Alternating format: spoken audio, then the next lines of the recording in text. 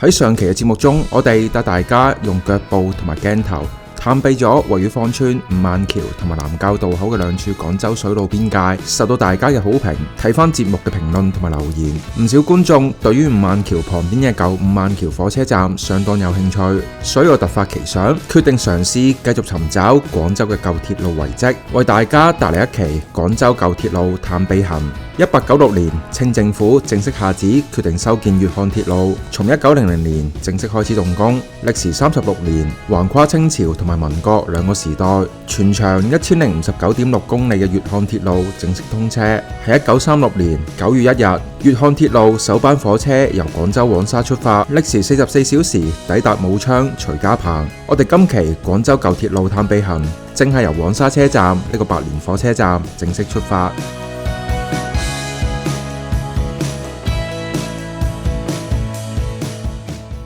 始建於1901年嘅黃沙車站，曾經係華南地區最大，亦都係歷史最悠久嘅鐵路貨運站，係粵漢鐵路嘅客貨綜合站，亦都係粵漢鐵路公司嘅所在地。中國鐵路之父詹天佑當年就係以粵漢鐵路公司總經理嘅身份喺車站大樓辦公。1946年，黃沙車站客運業務移到大沙頭站之後，改名為廣州南站。冇錯，以前嘅廣州南站真係喺廣州市區入面，而唔係好似而家呢個更加貼合新東站嘅所謂廣州南站。隨住廣州市經濟嘅快速發展，同埋廣州城區建設進程嘅不斷加快，2005年黃沙車站結束歷史使命，正式關閉並且拆除。不過今日嘅黃沙車站已經搖身一變，變成廣州鐵路博物館。廣州鐵路博物館佔地面積近3萬平方米，博物館分為2個室內展館同埋1個露天展館。作為華南地區最大嘅鐵路博物館，喺露天展區，各位火車迷可以近距離接觸到建設型蒸汽機車、YZ22型綠皮硬座車廂、鐵路道口等嘅原汁原味嘅實物，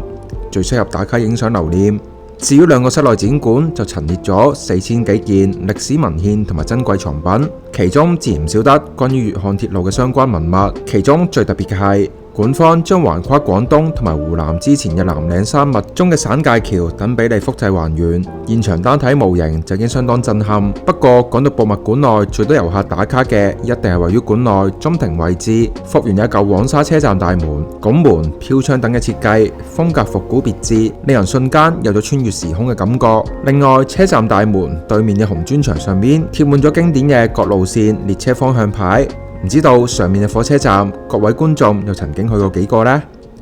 其實相比起粵漢鐵路嚟講，同樣擁有100年歷史嘅廣九鐵路，對於大灣區嘅街坊嚟講，肯定更為熟悉。我哋喺此前介紹張愛玲喺廣州足跡嘅節目中，就曾經拍攝過位於越秀區白雲路上嘅廣九火車站舊址。廣九鐵路於1906年動工建設，1911年全線貫通。廣九鐵路以羅湖橋中孔第2節為界，分為華、英兩段。廣九火車站係當時張愛玲離開內地前嘅最後一站，亦都係無數來往省城同埋香港之間旅客發生悲歡離合故事嘅地方。自從有咗性價比更高嘅廣深和諧號城際列車，以及速度更快嘅廣深港高鐵，乘搭廣九直通車嘅旅客已經逐漸變少。2024年，廣九直通車正式宣布停運，營運113年嘅廣九直通車終於駛向終點。廣州鐵路博物館以240幾張歷史圖片同埋文獻，以及百幾件嘅文物實物，全面展示咗廣九鐵路1個多世紀嘅歷史。至於最令我懷念嘅就係展出唔同階段廣九直通車嘅車票、服務券等，都係見證咗我同省港兩地親友相聚嘅美好回憶。喺博物館內，我仲可以睇到俗稱藍戀男、綠巨人、黃醫生等嘅11種動車組模型陳列其中。隨住廣九直通車嘅退休，呢啲動車或者將會成為我哋往返香港同埋內地嘅新回憶。離開鐵路博物館，沿住黃沙大道行到中山八路，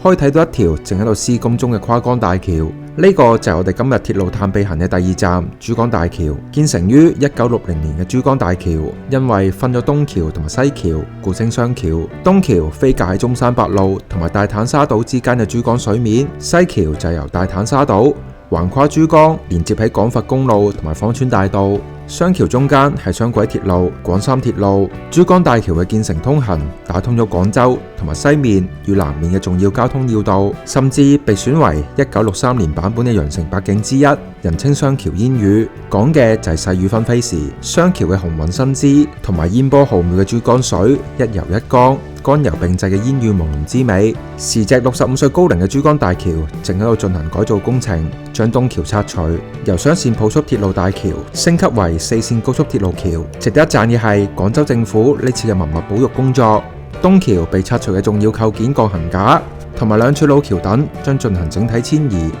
遷移到坦尾雙橋公園，作為歷史文物保存並且公開展示，希望到時可以有機會帶大家故地重遊，見證羊城八景嘅新氣象。如果覺得本期廣州舊鐵路探秘行有趣嘅話，就記得幫我點讚、分享同埋訂閱啦。通過珠江大橋飛越芳村，就係我哋今日廣州舊鐵路探秘行嘅最重要一站。廣州現存最古老嘅火車站位於珠江南岸嘅石圍塘火車站。因為佛山、三水一帶歷嚟係廣東經濟發達地區，對鐵路運輸嘅需求尤為迫切，所以作為粵漢鐵路支線嘅廣三鐵路，先於主線動工，喺1903年正式通車，時值光緒29年，係廣東省內最早建成一條鐵路。石圍塘火車站正係廣三鐵路嘅始發站，通往三水嘅河口鎮。喺上個世紀30-40年代，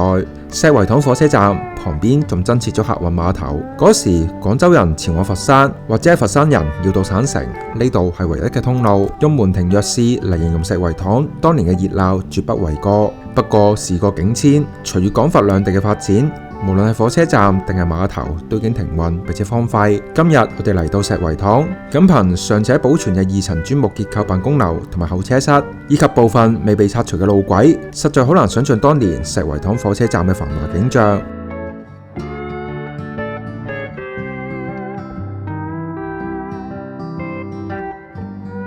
火車周邊矮小密集嘅鐵路員工生活區以及老街，除咗老街坊之外，早就已經成為外來打工仔嘅廉價寄居地。石圍塘火車站留俾大家嘅最後回憶，可能就係而家喺社交平台上面，仲有網民會提到嘅，作為鄧紫棋某個 MV 嘅拍攝取景地，不禁令人唏噓。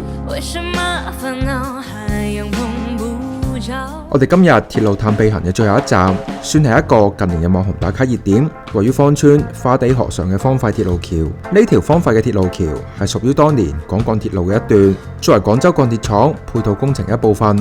廣鋼鐵路於1959年正式通車，全長7公里。始於廣三鐵路嘅5萬橋站，東南向跨越花地河，經東滘至炮學洞廠區。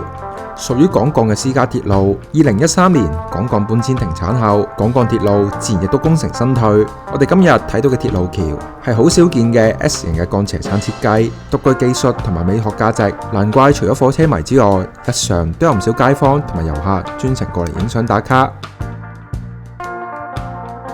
我哋今日嘅晚餐選擇咗一間芳村街知巷聞嘅街坊飯堂，推薦我朋友話呢度嘅台山菜做得相當唔錯。餐廳嘅招牌係五味鵝同埋台山黃鱔飯。五味鵝嘅做法類似我哋經常食到嘅碌鵝，先將鵝皮煎至金黃色，再用豉油、醋、冰糖、米酒、甘草、桂皮按比例熬成嘅五味汁，慢慢滷煮，令鵝身充分吸收醬汁嘅味道，自熟牛起。出鍋之後嘅五味鵝紅潤肥美，汁水橫流。鮮香濃郁嘅醬汁令人隨言欲滴，雖然苦同埋辣我就真係食唔出，但係鵝肉喺酸、甜、鹹之間嘅調味平衡做得非常之好。鵝肉嫩滑可口，肉身緊緻，唔肥唔膩，入口甜香入味，皮薄而且有濃濃嘅膠質感。同脆皮燒鵝係兩種截然相反、唔同取向嘅美味。餐廳嘅黃鱔飯最大嘅特色就係現場用大鑊炒俾你睇，靚嘅黃鱔飯一定要用修長幼身嘅黃鱔。咁樣肉質會更加紮實，而且鱔味更濃。新鮮嘅黃鱔要飛水後做個冷河，之後再一條條拆肉，絕對有一道麻煩嘅功夫菜。拆肉嘅黃鱔要落油鑊，要慢火翻炒，直到收汁入味，再加煲仔飯中燜煮。呢個時候火候控制就非常關鍵，唔係就做唔到乾爽入味，唔湯唔水。我諗大家睇到鏡頭前嘅呢煲新鮮滾熱辣嘅黃鱔飯，就知道師傅完全將我前面所講嘅步驟做到足，絕無欺場。蛋角鴨仔菜係我非常欣賞嘅嗰種，將蔗渣嘅價錢做出燒鵝嘅味道。蛋角、豆卜、燒鴨件、雜菜呢啲毫不起眼嘅下能食材，通過大廚嘅妙手做成一品煲，味道同埋口感各司其職，完美配合。呢啲正正就係廣東菜嘅精髓之一。另外，餐廳特製2款燉湯相當有驚喜，12蚊1盅嘅價錢，食材以及熬製嘅時間都落足心機。對於我哋呢種平時缺少湯水嘅打工仔嚟講，堪稱恩物。成餐飯食落嚟，無論係味道定係性價比，都令我相當滿意。成為街坊飯堂果然有道理。最後歡迎大家留言同我哋分享一下廣州仲有咩值得玩或者試嘅景點同埋美食。我哋下期節目再見。